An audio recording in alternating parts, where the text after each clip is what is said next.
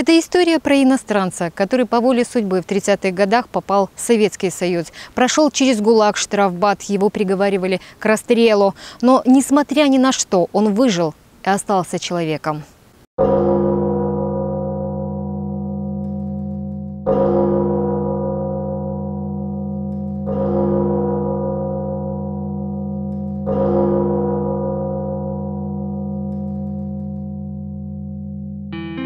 40 с лишним лет минуло со дня смерти отца, а Маргарита Михайловна до мельчайших деталей помнит вечера, когда папа, приняв после трудового дня 100 грамм, рассказывал про свою жизнь, чаще со слезами на глазах, а дети слушали и не понимали, как такое вообще могло быть, и тоже плакали. 1932 год. Финн Микка Кокка со своей женой Сарой, сыном Хейма и еще несколькими соотечественниками нелегально перешли границу СССР на территории Карелии в поисках лучшей жизни. В Финляндии тогда с работой было плохо, а в стране Советов ее, судя по активной пропаганде, предлагали всем желающим. Но перебежчиков перехватили пограничники. Иностранцев отпустили, лишь продержав полгода на карантине. И Микка с друзьями все-таки устроился на работу. Валил лес недалеко от Петрозаводска. Через год он потом попытался еще вернуться обратно домой, к себе, в Финляндию, но его уже не пустили. Он работник был отличный. Его очень сильно оценивали очень, по всем правилам.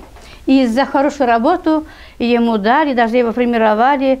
В то время это было большое достижение, когда премировали, тем более иностранных работников. Дали ему швейную ножную машинку. Это была очень большая премия. И ему сказали: оставайся, а работать ты будешь обеспечен. Ну, остался он. Но в основном финны тогда очень сильно практиковались на лесозаготовках лучковыми пилами, они валили лес. Тогда не было еще механизации.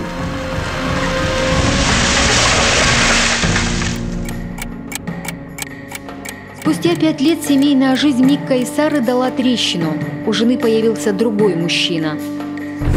Как только он узнал, он сразу же решил сам, за один день сделал сам развод, сказал: я этого не потерплю. Значит, ты оставайся и устраивай свою жизнь, а я забираю своего сына, 5-летнего Хейма. И по набору он попросился переехать в республику Коми.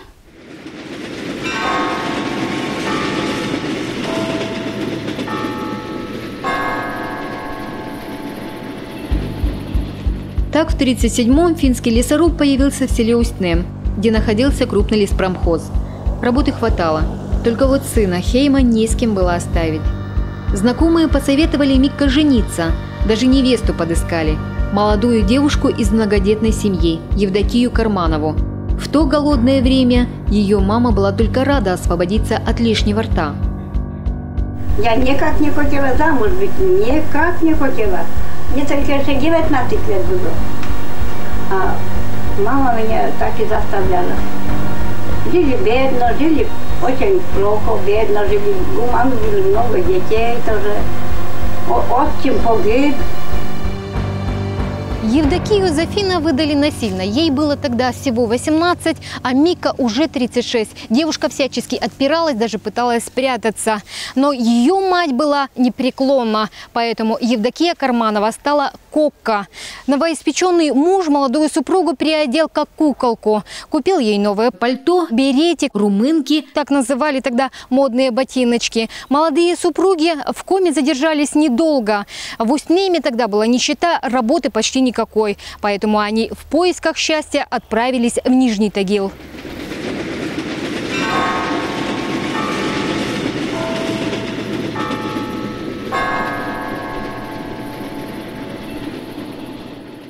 Он как-то узнал, да и другие финны узнали, что, значит, в Нижнем Тагиле есть такой Черноисточинский леспромхоз, большое предприятие. И там очень хорошая зарплата, хорошо платят. И решили все туда ехать гуртом, все сразу. Мать пыталась убегать. Убежать прямо на поезде, а отец был хитрый. Он, значит, забрал документы, себе спрятал. Все, она не могла опять убежать. Замужем за нелюбимым человеком Евдокия пробыла только 3 месяца. Микка и других финнов арестовали, якобы за шпионаж. В 1938 году арестовали его. За что? За что? Что пьян? Что пьян был? Вот за это и арестовали. Сейчас Минька говорит, сказали, что они вроде шпионы, да, это уничтожали их все, говорили. И вот и я приехала, у меня был ребенок Хейма было, его я дала, велели сдавать, эти милиция, велели сдавать детдом. Вот его и детдом дала мальчика и приехала домой. В истории политического террора 1938 года Нижний Тагил занимает особое место. Его уже тогда называли городом репрессированных. Сотрудники НКВД активно фальсифицировали документы на арест поляков, латышей и финнов. Хейма, как сына финского перебежчика, забрали в детдом. А Евдокии добрые люди посоветовали как можно быстрее вернуться на родину. В тот момент она была уже беременна Маргаритой. Только вот мужу об этом сказать не успела. В тюрьму к супругу ее не пустили. Сказали: не жди, его расстреляют. И Евдокия отправилась в коме.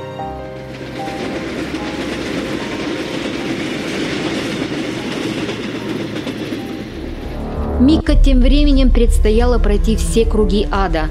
Начались допросы. НКВД постоянно требовало от него признательных показаний в шпионаже. Финн, хоть и плохо знал русский, но все же понимал, его пытается заставить сознаться в том, чего он никогда не совершал.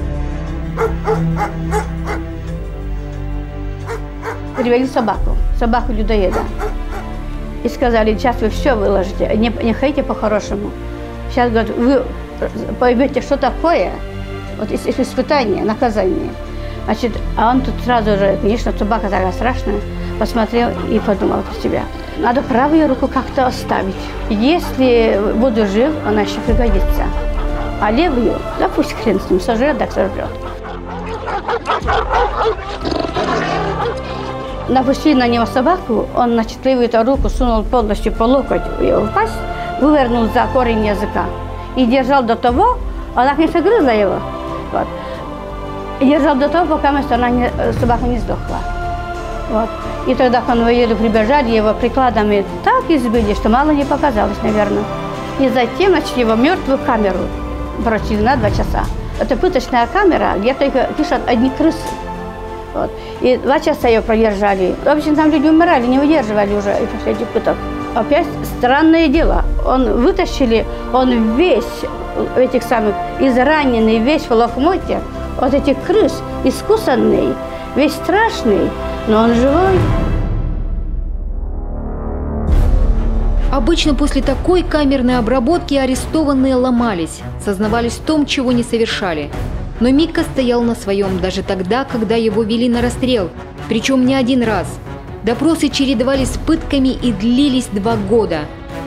Судя вот по этим копиям документов из Свердловского государственного архива, доказать виновность Финна так и не удалось.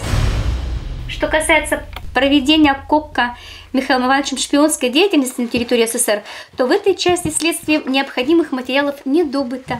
Тоже написано черным по белому. На основании изложенного и учитывая, что Кокка не заслуживает политического доверия, считаю целесообразным дело Кокка Михаила Ивановича направить на рассмотрение особого совещания при НКВД СССР. Блюмверт подписывает помощник военного прокурора Уральского военного округа. Мика дали 3 года и отправили в северные лагеря.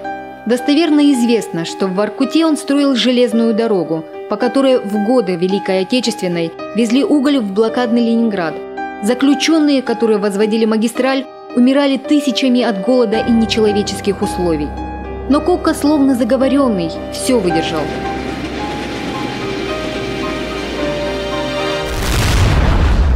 Потом воевал в штрафбате. С деревянной винтовкой прошел всю войну. Не один раз проходил минные поля. Его друзья гибли, а он не получил ни царапины.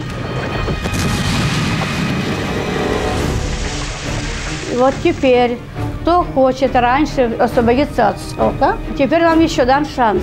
Вы должны быть, значит, на передовой, самое страшное место. На передовой пройти по минным полям, где там воронки. Дали, значит, им сделать всем, дали винтовки из дерева, как муляж. Там есть чем стрелять, только муляж. Вот видимость только это винтовки. Вот дали им это, они сами себе сделали эти винтовки и только вперед. После войны Микка просидел в лагерях еще 2 года, а потом сразу отправился в Коми, в Усть-Нем, где, он был уверен, ждали его сын и жена. Изможденный, он заснул на станции Котлас. В это время его и ограбили, взяли документы и нехитрые пожитки.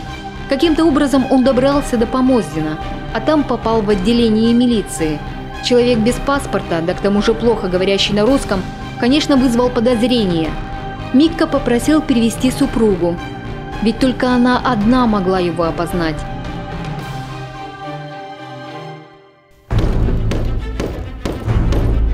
Когда к Евдокии явились люди в погонах, женщина мысленно попрощалась с родными. Она была уверена, ее ведут в тюрьму, но оказалось на очную ставку с человеком, который вернулся с того света.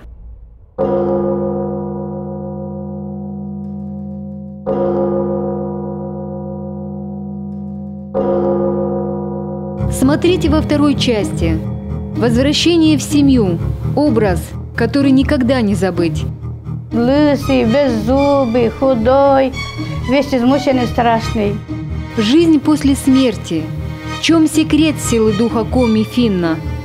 Папа сказал, что он, несмотря ни на что, он очень счастлив. И сложный выбор. Почему, оказавшись на родине, Микка снова вернулся в Коми? Там же не было информации о нем никакой. И все думали, что он умер. И вот только одна мама почему-то верила. Она была очень верующая. Она говорила, что я чувствую в сердце, что Микка жив. Коми Фин. Не пропустите.